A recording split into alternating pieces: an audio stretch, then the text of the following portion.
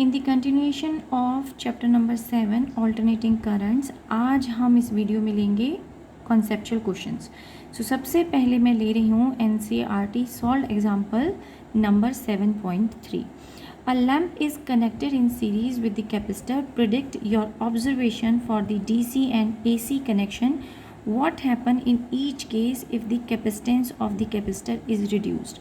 So आपसे पूछा गया है कि आपने एक लैंप लिया और लैंप को हमने सीरीज़ में कनेक्ट कर दिया, यानी कुछ इस तरीके से कि आपके पास कैपेसिटर है, कनेक्ट किया है और सीरीज़ में आपने एक लैंप कनेक्ट कर दिया एंड साथ में आपको ऑप्शन मिला है कि यहाँ पर आप डीसी सोर्स एसी सोर्स दोनों में से कुछ भी आप अप्लाई कर सकते हैं। तो पहले मैं ले रही हूँ डीसी सोर्स। अगर हम डीसी सोर्स लेते हैं तो जैसे ही आप डीसी सोर्स यहाँ कनेक्ट करोगे, कैपेसिटर पहले चार्ज होगा। जब तक कैपेसिटर चार्ज हो रहा है सर्किट में करंट फ्लो करेगा, लेकिन जब कैपेसिटर फुल्ली चार्ज हो जाएगा तो फिर अब सर्किट के अंदर कोई भी करंट फ्लो नहीं करेगा, यानी कि ये पूरी तरह से डीसी को ब्लॉक कर देता है। तो बल्ब ग्लो नहीं करेगा, बल्ब विल नॉट ग्लो। अब बल्ब ग्लो ही नहीं कर रहा है तो आप कैपेसिटेंस को बढ़ाएं घटाएं कुछ भी है, कोई फ़र्क नहीं पड़ेगा, तो नो इफेक्ट। अगर आपने, यानी पार्ट बी का आंसर दिया है मैंने कि अगर आपने कैपेसिटेंस उस सिचुएशन में जब आपने डीसी सोर्स लगाया है आपने इंक्रीज़ किया डिक्रीज़ किया तो भी उस पर कोई फ़र्क नहीं पड़ेगा। अब बात करते हैं हम एसी की। तो अगर आपने ऑल्टरनेटिंग करंट यहाँ पे यूज़ किया तो then it will provide a small resistance and the bulb will glow.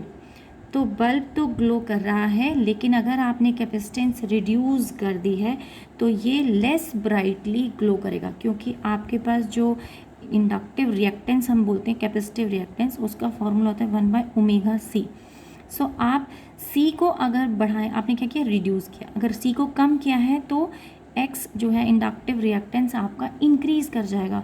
तो ग्लो कैसे हो जाएगी, रिड्यूस कर जाएगी, ग्लो आपका रिड्यूस हो जाएगा।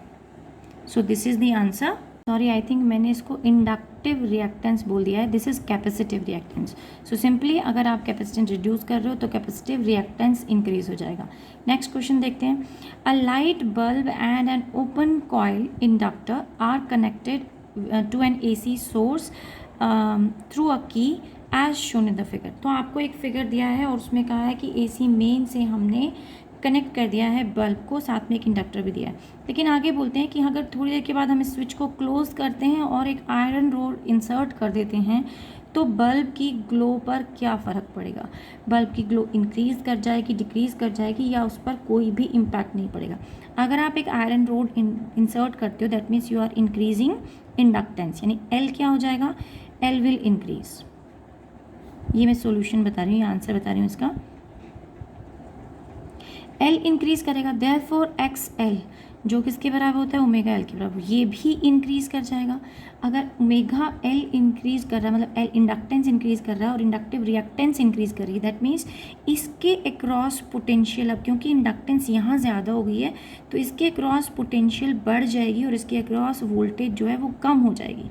ज़्यादा पोटेंशियल आपको इंडक्टर के अक्रॉस मिलेगा, बल्ब के अक्रॉस कम मिलेगा, और इसका ग्लो भी क्या हो जाना चाहिए, फिर रिड्यूस हो जाना चाहिए।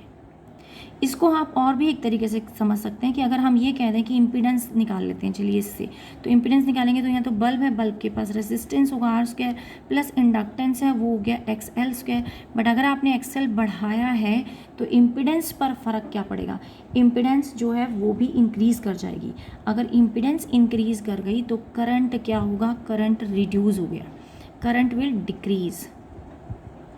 किसके अक्रॉस, अक्रॉस द बल्ब, या पूरे सर्किट में ही, पूरे सर्किट की बात हो रही है। सो बल्ब का ग्लो भी क्या हो जाना चाहिए, glow will decrease. So again we are coming to the conclusion that the glow will decrease.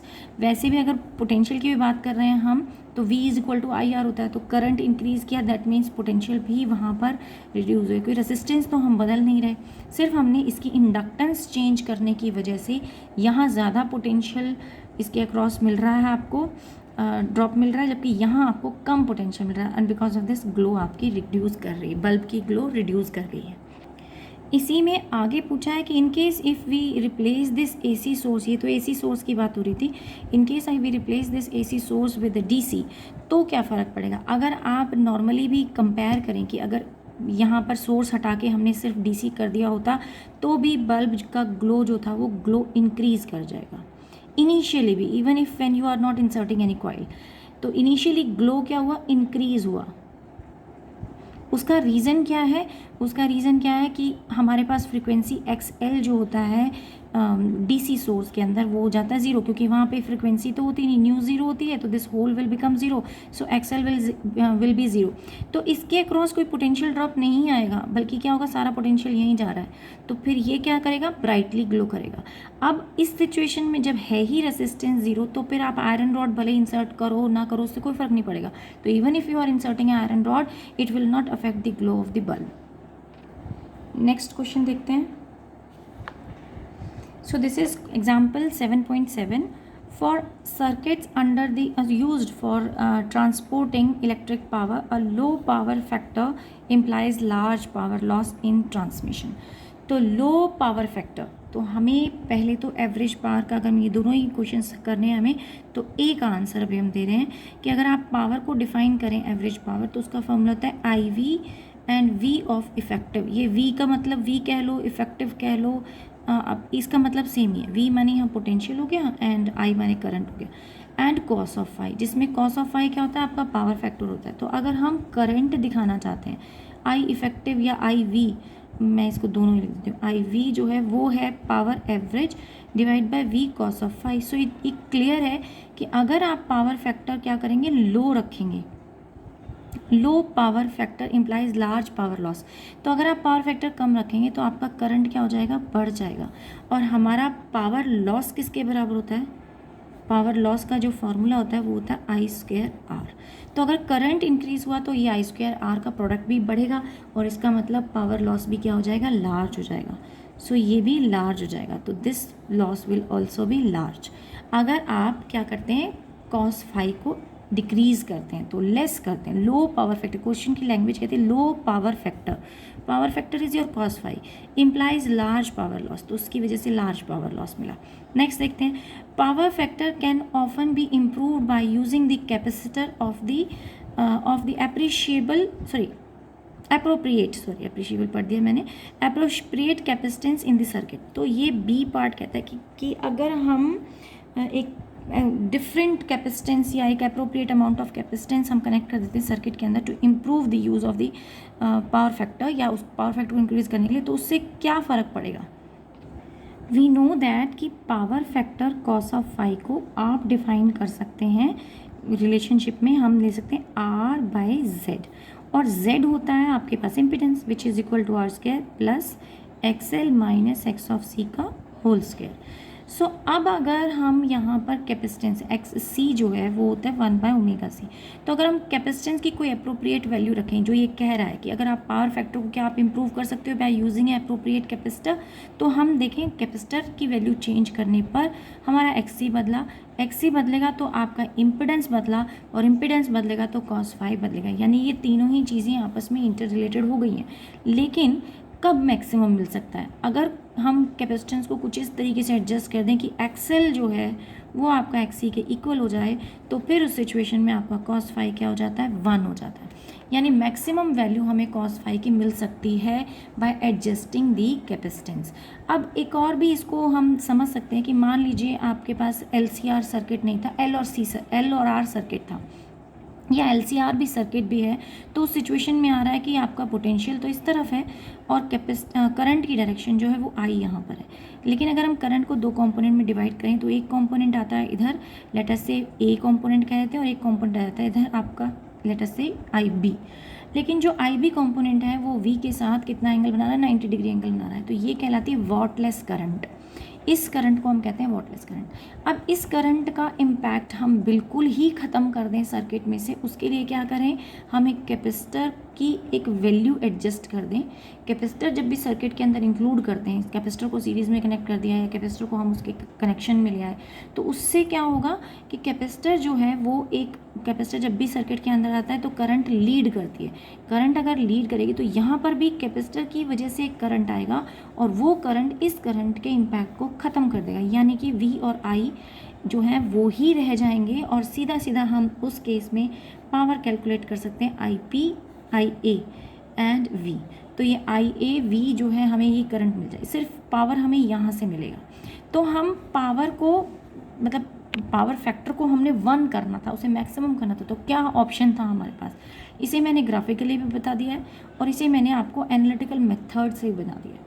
ये जो बात है ना, ये उन्होंने एनसीईआरटी में कही हुई है। तो बहुत से बच्चे कंफ्यूज रहते हैं कि स्टेटमेंट का मतलब क्या है। हमें पता है कि हम जब कैपेसिटर की बात करते हैं तो करंट लीड करता है। तो कैपेसिटर अगर सर्किट में आएगा और उसकी एक अप्रोप्रिएट वैल्यू होगी, तो कैपेसिटर की वजह से जो करंट होना चाहिए वो इस डायरेक्शन में आना चाहिए, और उसकी वजह से ये करंट और ये दोनों एक दूसरे को इक्वल अपोजिट होकर किसी तरह से कैंसिल कर दें। ऐसा हम एडजस्ट कर लें, कैपेसिटर की वो वैल्यू ले आएँ कि जो करंट कैपेसिटर के केस में मिल रहा हो वो एग्जैक्टली इस आई वी के अपोजिट हो, ताकि हमारे पास सिर्फ ये फैक्टर बचे। तो यानी हम वो कैसे कर सकते हैं, by using the appropriate capacitor. Basically question का मतलब सिंपली इतना था, ज़रूरी नहीं है आप ग्राफिकल मेथड लेकर चलें। बेसिकल क्वेश्चन ये पूछ रहा था कि क्या हम पावर फैक्टर को एडजस्ट कर सकते हैं bye using the capacitor. Yes, हम कर सकते हैं, और इसीलिए बहुत सारे ट्यूनिंग सर्किट्स के अंदर वैरायटी ऑफ कैपेसिटर्स दिए जाते हैं ताकि आप उसे रेजोनेंस कंडीशन पर ला सकें। हमने क्या करना है, हमने कैपेसिटर इस तरीके से एडजस्ट करना है। एक्स सी का फॉर्मूला होता था ना हमारे पास, एक्स सी है 1/ω/c। तो हम एक्स सी को वेरी कर सकते हैं सो दैट कि एक्स सी एक्सएल के इक्वल हो जाए और पावर फैक्टर आपका 1 हो जाए। तो वो हम कैपेसिटर को कनेक्ट करके कर सकते हैं, यही वो पूछ रहा था। नेक्स्ट क्वेश्चन देखते हैं।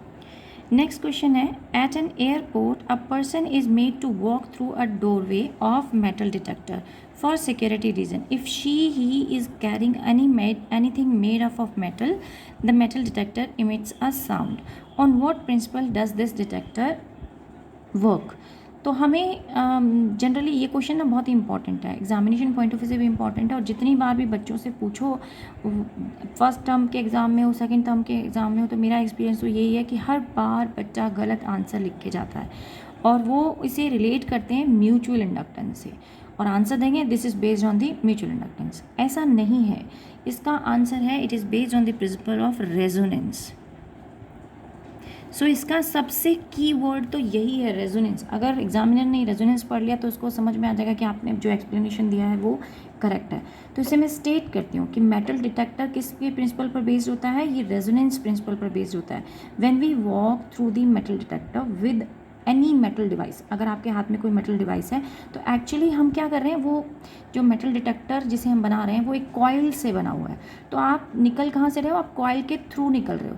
तो आपने जो मेटल पकड़ा है हाथ में या आपके पास कोई डिवाइस है मेटल का बना हुआ, तो वो भी उस कॉइल के अक्रॉस पास करेगा। अगर कॉइल के अक्रॉस मेटल निकलता है, जैसे कि हम क्या करते हैं, इंडक्टर के अंदर हम आयरन कोर इंसर्ट करते हैं तो उससे उसकी इंडक्टेंस इंक्रीज हो जाती है। तो सेम इज़ हेयर हैपनिंग कि एल इंक्रीज कर जाएगा। एल इंक्रीज कर रहा है, दैट मीन्स आपका एक्स एल जिसको हम ओमेगा एल बोल रहे थे वो इंक्रीज कर जाएगा। अब रेजोनेंस कंडीशन तो थी, I am writing after here, इस क्वेश्चन के बाद लिख रही हूँ। तो रेजोनेंस कंडीशन तो थी कि X L is equal to X C, लेकिन अब वो रेजोनेंस कंडीशन तो ब्रेक हो जाएगी क्योंकि आपने एक्स एल वेरी करा दिया। पहले रेजोनेंस कंडीशन पर वो ट्यून्ड था, मतलब हमने क्या कर रखी है, हमने ऑलरेडी उस जो मेटल डिटेक्टर सर्किट है उसके अंदर एक कॉइल कनेक्ट कर रखी है, साथ में हमने कैपेसिटर कनेक्ट कर रखा है और ये रेजोनेंस कंडीशन पे चल रहे हैं। इनको हमने कैसे कनेक्ट किया है, इनको हमने कनेक्ट कर दिया कि इन सच अ वे कि वो रेजोनेंस सिचुएशन पे हैं। अगर वो रेजोनेंस सिचुएशन पे है और इंडक्टर और सिर्फ कैपेसिटर ही कनेक्टेड है वहाँ पे और कुछ नहीं है, तो अगर आप कोई मेटल की चीज़ लेके कॉइल के अंदर से गुजरोगे तो यहाँ number of magnetic field lines बदलेंगे, मैग्नेटिक फील्ड लाइंस बदली तो इंडक्टेंस बदला, इंडक्टेंस बदलेगा तो इंडक्टिव रिएक्टेंस बदला, एंड बिकॉज आपका इंडक्टिव रिएक्टेंस चेंज हो गया तो रेजोनेंस कंडीशन जो है वो ब्रेक हो गई। और इसी को ब्रेक होने पर आपको साउंड जो है वो बजर साउंड क्रिएट होती है। So this is basically based on resonance condition. Now let us talk about this question. वैसे ये क्वेश्चन मैंने डेरिवेशन आपको पहले करा दिया है तो I am not going to take care, ये पूछ क्या रहा है मैं सिर्फ बता रही हूँ। क्वेश्चन आपको दिख रहा होगा, आप सोच रहे होगे मैंने इसे बीच में ऐसे ही मिस कर दिया, छोड़ दिया। Show that in the free oscillations of the LC circuit the sum of the energy stored in the capacitor and inductor is constant in time. तो हम ये प्रूव कर चुके हैं। क्या होता है, टैंक सर्किट अगर हम लें, कैपेसिटर लें चार्ज और उसे हम इंडक्टर के साथ कनेक्ट कर दें तो फिर उसमें सारी जो एनर्जी स्टोर्ड है कैपेसिटर के अंदर वो सारी कन्वर्ट हो जाती है इंडक्टर के अंदर, और इंडक्टर से वापस कैपेसिटर के अंदर, एंड वाइस वर्सा ये प्रोसेस कंटिन्यू चलता रहता है। और हमने इसकी प्रॉपर डेरिवेशन सॉल्व की हुई है, तो I am not taking here, rather we take a next conceptual question. This is NCERT exercise question 7.22 and इसके 4-5 पार्ट्स हैं। Let us see one by one. In any AC circuit is the applied instantaneous voltage equal to the algebraic sum of the instantaneous voltages across the series elements of the circuit? So आपको LCR circuit याद होगा, हम inductor ले लें, एक resistor ले लें और एक कैपेसिटर ले लें, इसको हम बोलते थे LCR सर्किट, और इसको इसी सोर्स से कनेक्ट कर देते थे। कहते हैं कि जब ऐसा हमने कोई सर्किट लिया है तो जो आपने सोर्स वोल्टेज सप्लाई की है AC की, वो किसके सम टोटल के बराबर होगी? वो इंस्टेंटेनियस वोल्टेज अक्रॉस दिस, यानी V ऑफ L कह दो, इसको V ऑफ C R कह दीजिए, और इसको कह दीजिए V ऑफ C। तो ये ट्रू है या नहीं है, वो ये पूछ रहा है कि इज़ इट ट्रू और नॉट। Can we call them instantaneous को हम रिप्रेजेंट करते हैं I is equal to I0 sine of omega t. ये इंस्टेंटेनियस की इक्वेशन है। तो यानी आपको सोर्स जो है वो ये दे रहा था, और आपकी जो इंस्टेंटेनियस होगी टोटल नेट EMF आप लेंगे, यानी कि इसने जो EMF सप्लाई किया वो किसका सम टोटल है? इसका, इसका, इसका, इन तीनों के सम टोटल के इक्वल होता है। यस, वो अगर आप इंस्टेंटेनियस वोल्टेज की बात कर रहे हो तो yes it will be equal, यानी मैं इसे कह सकती हूँ कि voltage of C, voltage of R end voltage of inductor, ये सबका सम टोटल अगर इंस्टेंटेनियस सम टोटल लें सबका, तो वो इस इंस्टेंटेनियस वैल्यू के बराबर होगा। लेकिन वो दूसरा पार्ट पूछा, is it true for the RMS voltage also? क्या ऐसा RMS वोल्टेज के लिए भी होता है? तो अगर आपको RMS वोल्टेज निकालनी है तो RMS EMF का फॉर्मूला होता था जिससे हम इम्पिडेंस कैलकुलेट करते हैं। तो हम ER की लेते थे, फिर E इंडक्टर की लेते थे, एंड ई लेते थे, फिर हम कैपेसिटर की उसका स्क्वायर। तो वहाँ पर आपको क्योंकि सब में फेज डिफरेंस है, करंट कहीं लीड कर रहा है, कहीं लैग बिहाइंड कर रहा है, तो जो आप रिजल्टेंट वेक्टर सम निकालते थे वो इस तरीके से निकलता था पोटेंशियल का। अगर आपको याद हो तो ये इस तरीके का ग्राफ बनता है जिसमें यहाँ VC आता था, ये इसको EC बोल दीजिए, ये E। अब क्योंकि मैंने E बोल दिया तो मैं E बोल रही हूँ, वरना वहाँ पे हमने इसको V से रिप्रेजेंट किया, तो ये वाला साइड VL हो जाता है, and then this is your V of R। और इन दोनों का रिजल्टेंट पहले लिखा नहीं, लेटेस्ट से वो यहाँ है, और फिर इसके बाद हम यहाँ पर रिजल्टेंट इसका शो करते थे जो कि रिजल्टेंट E होता था। तो ये रिजल्टेंट E है। तो हम सिंपली कह सकते हैं कि इंस्टेंटेनियस तो इक्वल होता है सम के, क्योंकि वही एक इंस्टेंटेनियस वैल्यू जो है वो टाइम के साथ जो वेरी कर रही है वैल्यू, वो कुछ इसमें डिस्ट्रीब्यूट होगी, कुछ इसमें डिस्ट्रीब्यूट होगी, कुछ इसमें, और सबका सम टोटल मिलकर आपको वही मिलेगा जो आपने सप्लाई किया। लेकिन जब हम रूट मीन स्क्वायर की वैल्यू बात करते हैं तो आपका रिजल्टेंट जो है वो वेरी कर जाता है, वो सेम नहीं रहता RMS के अंदर। A capacitor is use in the primary circuit of an inductor coil. अगर हम एक इंडक्शन कॉइल लेते हैं तो उसके अंदर, उसके प्राइमरी सर्किट के अंदर हम कैपेसिटर लगा देते हैं। ऐसा हम क्यों करते हैं? कैपेसिटर्स लगा के हमें फ़ायदा क्या होता है? अब इस आंसर का कनेक्शन जो है हमारे EM वाले चैप्टर से है बेसिकली। अगर आपको याद हो, हमने सेल्फ इंडक्शन पढ़ा था और उसमें कहा था कि एक इंडक्टर है, और अगर हमने कोई AC सोर्स उसके साथ कनेक्ट कर रखा था और सडनली हमने की को ओपन कर दिया, तो जब हम की ओपन करते हैं, स्विच को आप ऑफ करते हो, तो एक आप स्पार्क ऑब्जर्व करते हो। तो स्पार्क क्यों आया?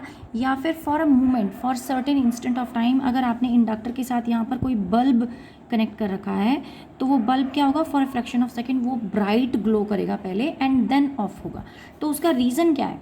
कि उसका रीज़न ये था कि जब आप सर्किट ओपन करते हो तो फिर उस सिचुएशन के अंदर, इसके अंदर बहुत large amount of induce EMF generate होता है, क्योंकि एक तरीके से जो करंट फ्लो कर रहा था वो एकदम स्टॉप हो गया। मैग्नेटिक फ्लक्स लिंक बहुत ह्यूज अमाउंट में वेरी हुआ, उस ह्यूज अमाउंट में करंट वेरी होने की वजह से एक लार्ज मैग्नेटिक फ्लक्स इंड्यूस हो गया इसके अंदर, मतलब इंड्यूस EMF जनरेट हो गया, और वो इंड्यूस EMF बल्ब की ही डायरेक्शन में, यानी कि इंड्यूस करंट भी डेवलप होगा, और वो करंट कहाँ होगा? जिस डायरेक्शन में एक्चुअल करंट था, और उसकी वजह से ज़्यादा अमाउंट ऑफ करंट बल्ब को मिल रहा है और बल्ब ज़्यादा ग्लो करेगा।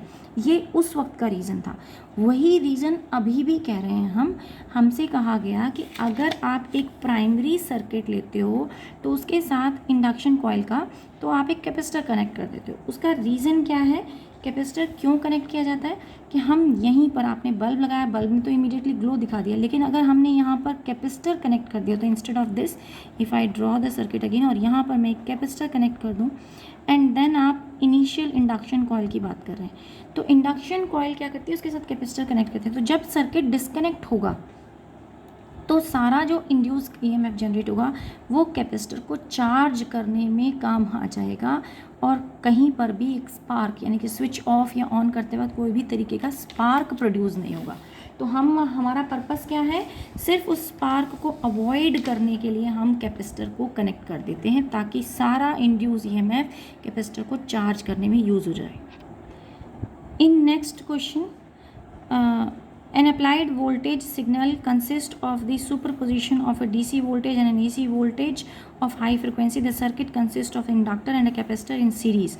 Show that the DC signal will appear across C and the AC signal will appear across L only. तो ये तो बहुत ही क्लियर है कि अगर आप XL की बात करते हैं वो ओमेगा L होता है, XC की बात करते हैं 1/ωc होता है। तो अगर हम पहले बात करें AC की, तो AC के पास तो एक फाइनाइट न्यू फ्रिक्वेंसी होती है, ये फाइनाइट वैल्यू होती है। AC के पास एक फाइनाइट वैल्यू होती है और इस वजह से AC के अंदर आपको ये तो एक रेसिस्टेंस देगा ही, कुछ गिवन वैल्यू होगी, लेकिन ये रेसिस्टेंस कैसा हो जाएगा, स्मॉल हो जाएगा। तो ये भी आपको वैल्यू दे रहा है, AC के अंदर सिग्नल्स दे रहा है और इंडक्टर भी दे रहा है, लेकिन इंडक्टर थोड़ा कंपैरेटिवली कम देगा क्योंकि फिर वो डायरेक्ट रिलेशनशिप में है और ये इनवर्स रिलेशनशिप में। तो डिपेंडिंग अपॉन आपकी हाई फ्रिक्वेंसी होती है तो हाई फ्रिक्वेंसी पे इंडक्टिव रिएक्टेंस, कैपेसिटिव रिएक्टेंस वो कम हो जाएगा।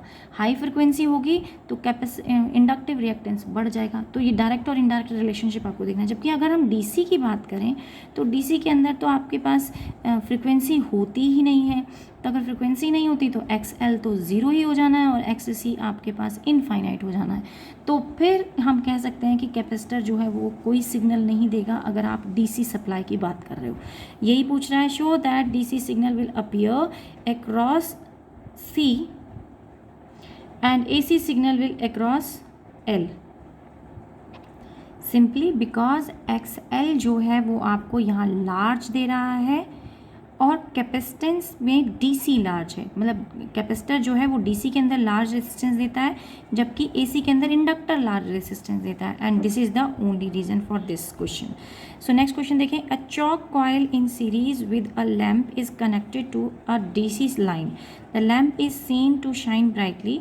Insertion of a coil core in the chalk causes no change in the lamp brightness. Predict the corresponding observation if the connection is to be in AC line. अच्छा, अब आपसे ये बोला गया chalk coil, तो पहले तो हम ये समझे चॉक कॉइल वैसे तो हमारे सिलेबस में नहीं है, हमने नहीं पढ़ा है इसको कहीं पर भी, लेकिन फिर भी मैं बेसिक इसका बता देती हूँ। ये बेसिकली एक इंडक्टर ही होता है, लेकिन इंडक्टर ये कैसा होता है, ये हाई फ्रिक्वेंसी को फिल्टर करता है। इसी टाइप का क्वेश्चन हमने अभी थोड़ी देर पहले डिस्कस किया है जिसमें हमने चॉक कॉइल वर्ड यूज़ नहीं किया। चॉक कॉइल ये क्या करता है, सिर्फ हाई फ्रिक्वेंसी को फिल्टर कर रहा है, मतलब हाई फ्रिक्वेंसी को ब्लॉक कर देगा और लो फ्रिक्वेंसीज़ को जाने देगा। तो हमें पता है कि अगर हम DC लाइन की बात करें तो DC में से इंडक्टर का रेसिस्टेंस होता ही नहीं, तो आप आयरन कोर इंसर्ट करो ना करो बल्ब की ब्राइटनेस पर कोई फ़र्क नहीं पड़ेगा। तो आयरन कोर इंसर्ट करने से चॉक के ऊपर causes no change in the lamp brightness. तो ये तो बात क्लियर हो गई। अब पूछा है predict the answer if you use है AC लाइन। अगर आप DC की जगह पर AC लाइन ले जाते हो तो क्या फ़र्क पड़ेगा। तो अगर हम AC सोर्स यूज़ करते हैं तो हमें पता है एक तो पहले ही इनिशियली ही बल्ब की ब्राइटनेस क्या हो जाएगी, थोड़ी सी कम हो जाएगी। उसका रीज़न क्योंकि इंडक्टर तो कुछ ना कुछ रेसिस्टेंस AC में देता ही है, तो कुछ रेसिस्टेंस देगा तो इसका मतलब करंट कम हुआ तो आप ये कह सकते हो कि AC बल्ब की ब्राइटनेस जो कि डिम हो गई। मोर if you insert an iron core तो फर्दर ब्राइटनेस और भी लो हो जाएगी। Why is the chalk coil needed in the use of the fluorescent tube with the AC main? Why can we not use an ordinary resistor instead of the chalk coil? वो कहता है जब हम fluorescent tube use करते हैं तो उसमें AC main के साथ तो हम उसमें चॉक कॉइल यूज़ करते हैं instead of using the normal resistor. तो सिंपल है कि चॉक कॉइल जो है AC मेन के साथ क्या कर रही है, लार्ज रेसिस्टेंस आपको प्रोवाइड कर रही है। तो ज़्यादा पोटेंशियल अगर आपने जैसे ये इंडक्टर यूज़ कर लिया और साथ में एक फ्लोरोसेंट में बल्ब का सिंबल दिखाती हूँ बट वो ट्यूब की बात कर रहे हैं, तो अगर आपने यहाँ पर एक AC सोर्स यूज़ किया है देन व्हाट विल हैपन कि इसके क्रॉस पोटेंशियल बढ़ जाएगा, पोटेंशियल डिफरेंस बढ़ जाएगा, जबकि इसके क्रॉस कम हो जाएगा। तो जब इसके पास पोटेंशियली कम जा रहा है तो इसको प्रोटेक्शन मिल गई। हाई वोल्टेज 220 वोल्ट को आप डायरेक्टली अगर बल्ब पे अप्लाई कर दोगे तो सेफ गार्ड नहीं हो रही है वो। तो ये चॉक कॉइल क्या कर रही है, ये उसको हाई रेसिस्टेंस प्रोवाइड कर देती है, लार्ज रेसिस्टेंस मिल जाता है, जिसकी वजह से पोटेंशियल पे फ़र्क पड़ता है एंड देन बल्ब की ब्राइट मतलब सेफ हो जाता है बल्ब। रेसिस्टेंस क्यों नहीं यूज़ कर सकते, क्योंकि अगर आप रेसिस्टेंस यूज़ करेंगे, अच्छा ये भी रीज़न मैंने यहाँ नहीं दिया। इंडक्टर यूज़ करने का एक और बेनिफिट है कि पावर लॉस इंडक्टर में क्या हो जाता है, ज़ीरो, क्योंकि हमने कहा था कॉस फैक्टर cos फाई उस केस में क्या होता है 90, phase difference between this and V and I 90 होता है, and because of that cos of phi is your zero. So cos phi zero आपके पास आ गया, तो इसका मतलब पावर जो है वो कंज्यूम्ड LC इंडक्टर में ज़ीरो हो जाती है, लॉस नहीं होगी। लेकिन जब आप रेसिस्टर की बात करते हो तो रेसिस्टर के पास तो पावर लॉस कितना हो जाएगा, I²R। तो अगर आप रेसिस्टर यूज़ करोगे तो वहाँ पे तो huge amount of current loss, power loss हो जाएगा in the form of heat, वो हीटिंग की वजह से पावर लॉस हो जाएगा। लेकिन इंडक्टर के अंदर ऐसा नहीं हो रहा था। तो एडवांटेज क्या है, चॉक कॉइल यूज़ की जाए, चॉक कॉइल कह लो उसे, या फिर एक इंडक्टर कॉइल, आप सिंपली वर्ड यूज़ कर लो, चॉक कॉइल आपको कंफ्यूज कर रहा है। तो आज की क्लास के लिए इतना ही। कल नेक्स्ट क्लास में कुछ और मैं कॉन्सेप्चुअल्स लेने की कोशिश करूँगी and we will end up with this chapter.